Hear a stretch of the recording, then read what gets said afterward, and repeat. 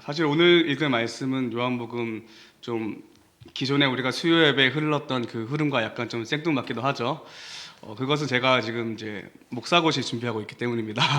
예, 목사고시 설교 제출일이 어제였어요. 그래가지고 목사님 제가 수요 설교도 하고 또 목사고시 설교문도 2개 다 쓰려니 너무 버겁습니다. 목사님 좀 도와주십시오 해서 이렇게 또 목사님께서 배려해 주셔서 이렇게 요한복음 말씀 저희가 준비했던 말씀으로 이렇게 함께 여러분께 나올 수 있게 되었습니다. 사실은 오늘 이 자리가 평소 수요랑 좀 많이 달라요. 또 웬일로 이렇게 우리 중고등부 친구들도 2명이나 있고 네. 여기 앞에 또 저희 부모님도 와 계시고 가족들도 와 계시고 그리고 오늘따라 좀 유독 좀 가득 차 보여가지고 살짝 뭐 긴장도 되고 하는데 그래도 오늘 또 주의 말씀 앞에 선자로서 말씀을 잘 전해보도록 하겠습니다. 오늘 읽을 말씀 요한복음은 저자인 사도 요한이 요한복음 20장 30에서 31절에 밝히고 있듯이 예수님은 어떠한 분이신가에 대하여 소개하는 책이 바로 요한복음입니다. 요한은 여러 방법으로 예수님을 소개하고 있는데요. 그 중에 한 가지 방법이 바로 예수님께서 행하신 표적을 중심으로 하여서 예수님을 소개하는 것입니다.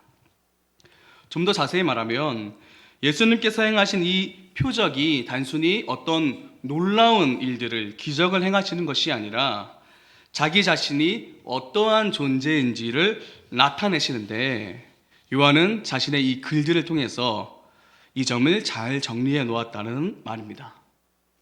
오늘 우리가 읽은 이 가나의 혼인잔치 역시 요한복음에 등장하는 여러 표적 중에 하나죠. 특히 예수님께서 행하신 가장 첫 번째 표적이기도 합니다. 이 시간 가나의 혼인잔치의 사건들을 통해서 요한이 우리에게 예수님을 어떤 분으로 소개하고 있는지, 그리고 우리는 이 예수님에 대해서 어떻게 반응해야 되는지를 좀 살펴보려고 합니다.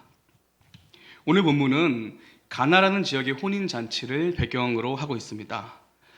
이스라엘의 혼인 예식은 보통 일주일간의 풍성한 음식과 또 흥겨운 노랫소리가 가득한 잔치로 행하여집니다. 또한 이 혼인잔치는 이스라엘 사회에서 크게 인정과 또 보호를 받는 예식이었습니다. 몇 가지 예를 들어서 우리가 알 수 있는데 이스라엘 백성들에게 이 누군가의 혼인잔치에 초청받는다는 것은 굉장히 영광으로 여겼습니다. 그래서 오히려 그 잔치에 참여하지 못한다면 또 불명예스러운 일이 되곤 했습니다. 또 어떠한 것이 있느냐?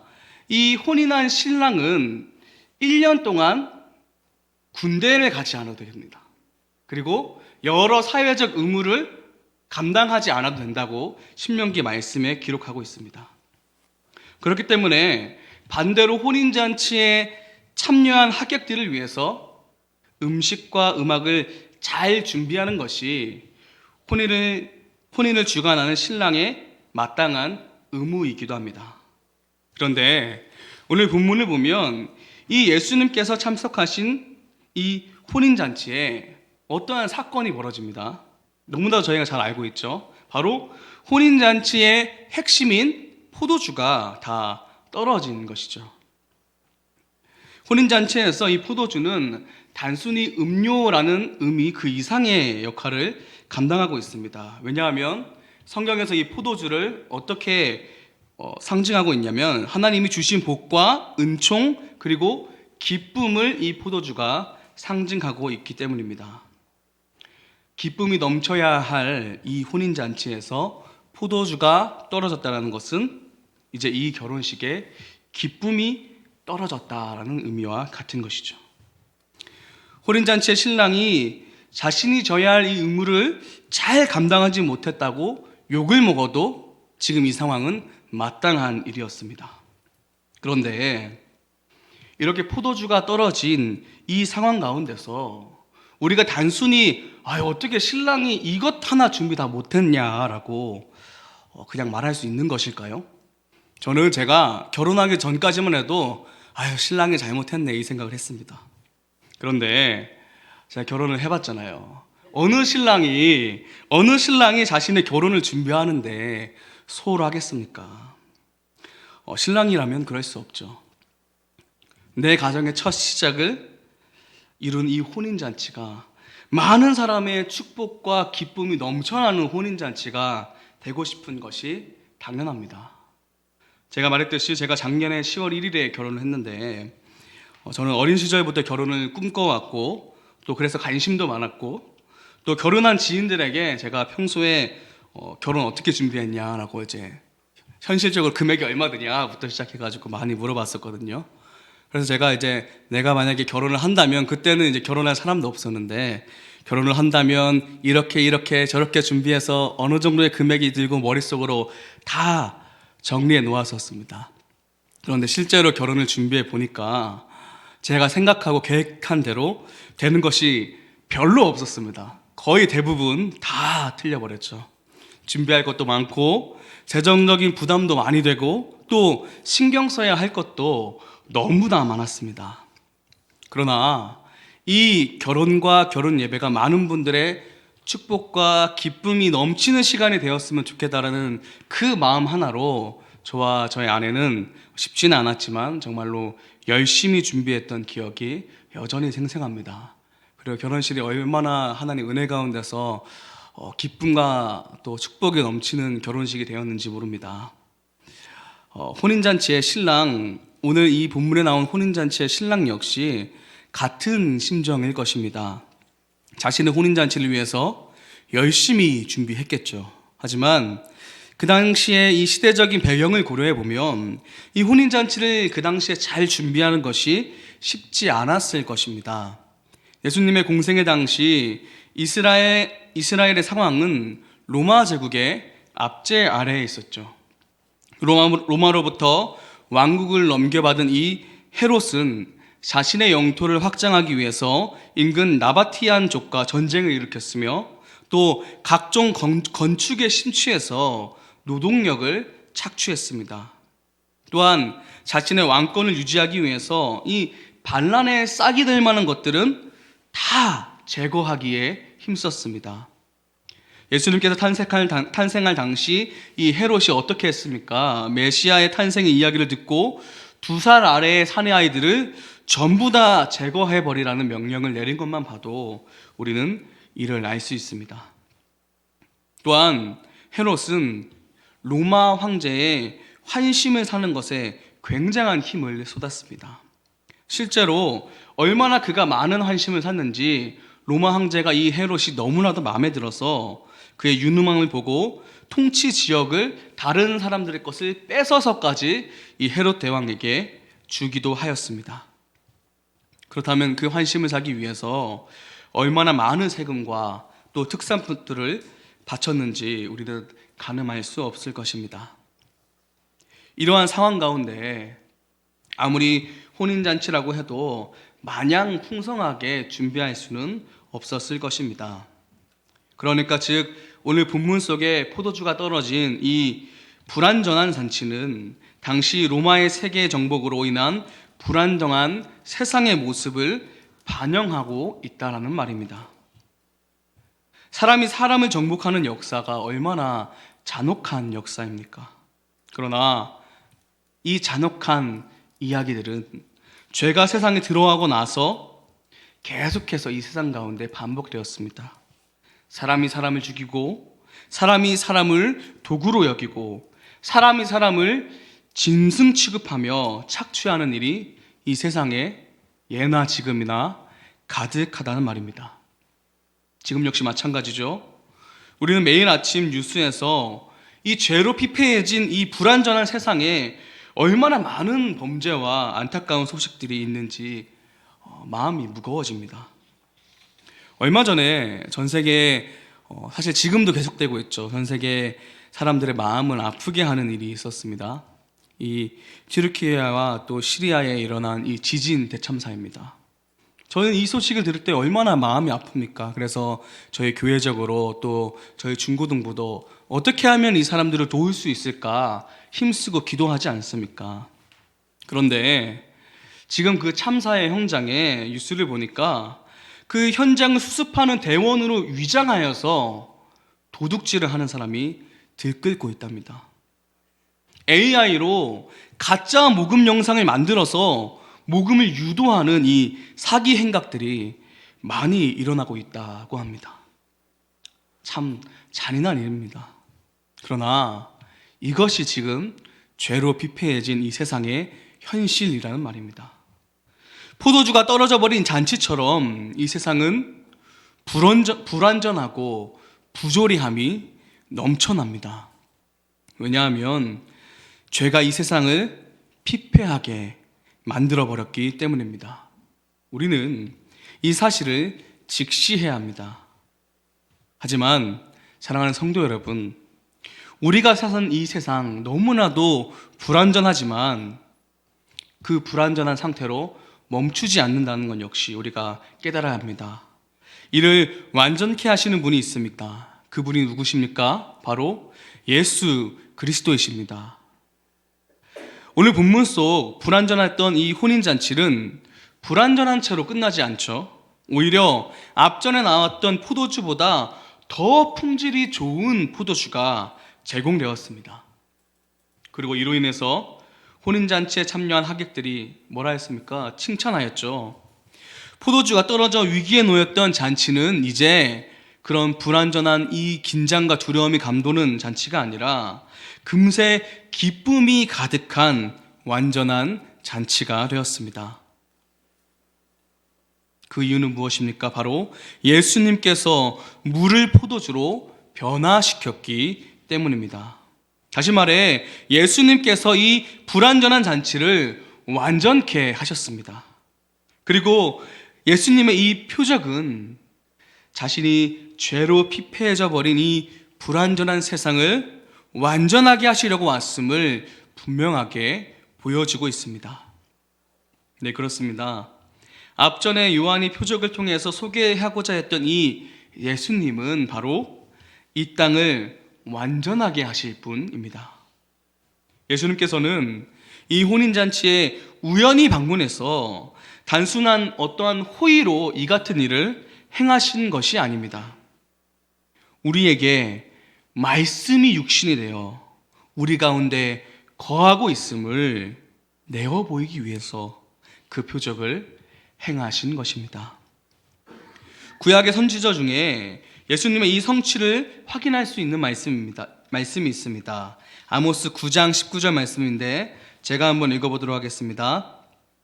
내가 내 백성 이스라엘이 사로잡힌 것을 돌이키리니 그들이 황폐한 성읍을 건축하여 거주하며 포도원들을 가꾸고 그 포도주를 마시며 가원들을 만들고 그 열매를 먹으리라. 아멘. 아모스 선지자는 여로보암 시대에 북이스라엘의 멸망과 회복을 예언했던 선지자입니다. 하나님께서는 선지자 아모스를 통하여서 죄로 인해 멸망하여 포로된 이스라엘을 돌이키실 것이라고 말씀하십니다. 전쟁으로 인해서 황폐한 그 땅을 회복시키신다고 말씀하십니다. 그리고 그 땅이 회복되었음의 그 증거로 무엇을 내어 보이느냐? 너희가 포도 가원을 만들고 포도주를 마시게 될 것이라고 말씀하십니다. 예수님 당시 이스라엘의 상황은 아까 언급했듯이 여러 전쟁과 로마 황제의 통치를 받은 헤롯의 횡포로 인해서 백성들은 피폐한 삶을 살아야 했다고 이야기했습니다. 지금 그들에게 필요한 것은 무엇입니까? 바로 회복입니다. 그들에게는 회복이 필요했습니다. 그리고 기쁨이 필요했습니다. 그런 그들에게 오늘 본문에서 예수님께서는 포도주를 제공하십니다.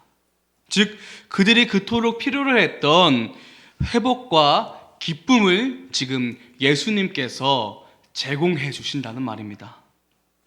사랑하는 성도 여러분, 우리가 오늘 본문을 통해 살펴보았던 이 물을 포도주로 변화시킨 예수님의 표정은 실제로 그날 가나의 혼인잔치에 있던 많은 사람들 가운데 기쁨을 제공했습니다.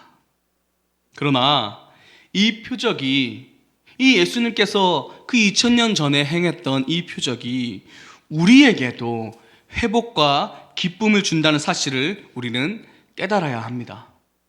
왜냐하면 이 표적은 예수님께서 장차 행하실 진정한 회복의 사건을 예표하기 때문입니다.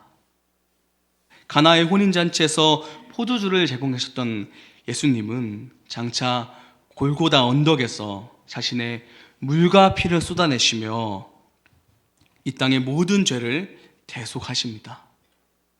사흘 만에 부활하사 죄에 대한 승리를 선포하십니다.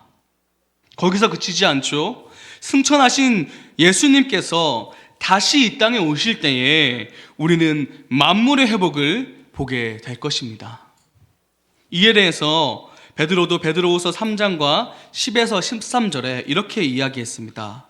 그러나 주의 날이 도둑같이 오리니 그날에는 하늘이 큰 소리로 떠나가고 물질이 뜨거운 불에 풀어지고 땅과 그 중에 있는 모든 일이 드러나리로다.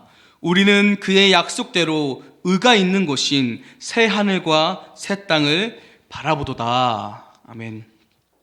사랑하는 성도 여러분, 우리는 실로 불완전한 세상을 살아가고 있습니다. 사역을 하면서 성도 여러분들께서 이 죄 가운데 얼룩진 이 세상 속에서 얼마나 많은 부조리함과 불완전함 가운데서 고군분투하고 있는지를 제가 들을 때마다 어찌나 마음이 아픈지 모릅니다. 저는 사실 교회에만 있고 또 교회에 관련된 분만 만나고 있는데 정말로 이 세상 가운데서 주님을 알지 못하는 분들과 함께 있는 성도 여러분 얼마나 힘이 드시겠습니까?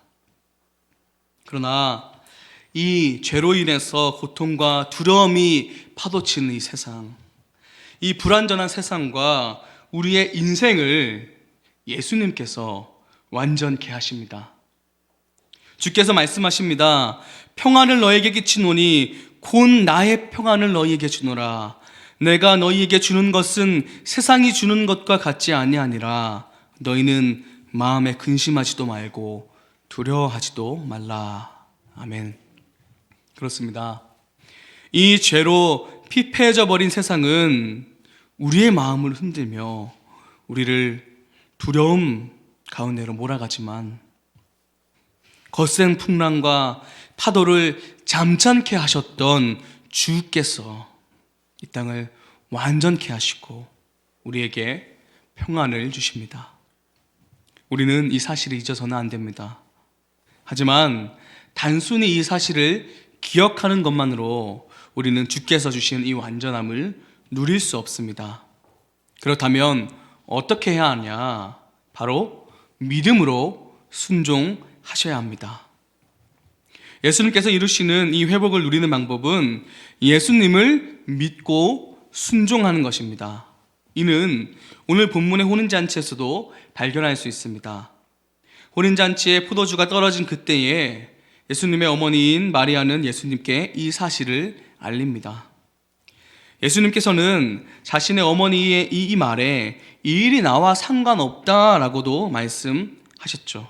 그러나 마리아는 하인들에게 예수님께서 무슨 말씀을 하시든지 이에 따를 것을 당부했습니다. 그리고 정말로 예수님의 말씀에 따라서 항아리에 물을 가득 채우고 그 물을 떠서 연회장으로 가지고 갔을 때에 물이 포도주로 변하는 놀라운 이적을 누릴 수 있게 되었습니다. 그리고 혼인잔치에 참여한 모든 자들은 주께서 주시는 이 포도주, 즉 기쁨을 한없이 누리게 되었습니다. 그저 예수님의 말씀을 믿고 순종하는 것, 그 단순한 그 한 가지만으로 그 놀라운 일들이 시작되었다라는 말입니다. 그리고 이를 본 제자들이 가장 우리 본문 마지막 절에 예수님을 믿게 되었다라고 오늘 본문은 기록하고 있습니다. 그렇습니다. 사랑하는 성도 여러분, 주 안에 있는 회복을 누리는 방법은, 그 기쁨을 누리는 방법은 너무나도 단순합니다. 바로 예수님을 믿고 그의 말씀에 순종하는 것입니다. 그때 우리는 이 예수님의 놀라운 은혜를 경험할 수 있습니다. 예수님께서도 다른 것을 우리에게 말씀하지 않으셨습니다. 주께서 이렇게 말씀하셨죠. 하나님이 세상을 이처럼 사랑하사 독생자를 주셨으니 이는 그를 믿는 자마다 멸망하지 않고 영생을 얻게 하려 하심이라. 아멘. 이 불완전한 세상 가운데서 우리가 예수님을 믿고 따르는 예수님의 그 말씀에 순종할 때에 우리는 비로소 불완전함의 극치인 죽음을 벗어나 그와 정반대되는 완전함의 상태, 영생을 누릴 수 있습니다. 그러니 우리 예수님을 믿고 순종하는 자리로 나아갑시다. 그의 말씀에 순종하여 예수 그리스도의 증인이 되는 그 삶 우리 살아봅시다. 이 불완전한 세상 가운데서 예수 그리스도로 인해 주께서는 내 안에 완전함이 있음을 내어 보이십니다. 이 부족한 죄인을 사랑으로 감싸 안으시사 자신의 생명을 기꺼이 내어주신 예수님의 말씀 따라 이 불완전한 세상 속에서 갈 바를 모르고 두려움에 잠식되는 그 자리 가운데서 우리는 완전함을 발견해야 합니다. 또한 우리 안에 그 완전함이 머무는 것이 아니라 아직까지도 예수 그리스도를 알지 못하고 여전히 그 두려움의 파도 속에서 허우적거리는 그 우리의 이웃들에게, 다음 세대에게 예수님의 사랑을 우리는 흘려 보내야 합니다. 그때의 이 세상 속에서 우리는 예수님의 완전케 하심을 비로소 경험하게 될 것입니다. 말씀을 맺으려고 합니다. 사랑하는 성도 여러분, 우리가 살아가는 이 세상은 참 불완전함이 가득합니다. 그리고 그것이 많은 사람들을 두려움과 허망함 가운데로 내몬니다. 그러나 이 불완전한 세상 가운데서도 분명히 완전함이 있습니다. 바로 진리이신 예수 그리스도이십니다. 그리고 이 완전함은 오직 진리이신 예수님을 믿고 순종할 때에 우리는 누릴 수 있습니다. 우리 이를 잊지 맙시다. 예수님을 믿고 순종하여 예수 그리스도 안에 있는 완전함, 그 평안을 누립시다. 더 나아가 여전히 이를 깨닫지 못하고 두려움에 몸부림치는 저 불쌍한 영혼들을 주의 사랑으로 보듬읍시다. 이를 생각하면서 오늘 이 말씀을 읽으면서 설교를 마쳤으면 좋겠습니다. 요한일서 4장 15절 18절 말씀인데 우리 한 목소리로 천천히 한번 읽어보도록 하겠습니다. 시작. 누구든지 예수를 하나님의 아들이라 시인하면 하나님이 그의 안에 거하시고 그도 하나님 안에 거하느니라. 하나님이 우리를 사랑하시는 사랑을 우리가 알고 믿었노니 하나님은 사랑이시라. 사랑 안에 거하는 자는 하나님 안에 거하시고 하나님도 그 안에 거하시느니라. 이로써 사랑이 우리에게 온전히 이루어진 것은 우리로 심판날에 담대함을 가지게 하려 함이니 주께서 그러하심과 같이 우리도 이 세상에서 그러하니라. 사랑 안에 두려움이 없고 온전한 사랑이 두려움을 내쫓나니 두려움에는 형벌이 있음이라. 두려워하는 자는 사랑 안에서 온전히 이루지 못하였느니라. 아멘. 주님의 말씀을 믿고 순종함으로 우리 이 불완전한 세상 가운데서 담대합시다. 두려움을 내쫓고 우리 하나님 교회 안에서 온전한 사랑을 누리는 모습이 가득하기를 주의 이름으로 소원합니다.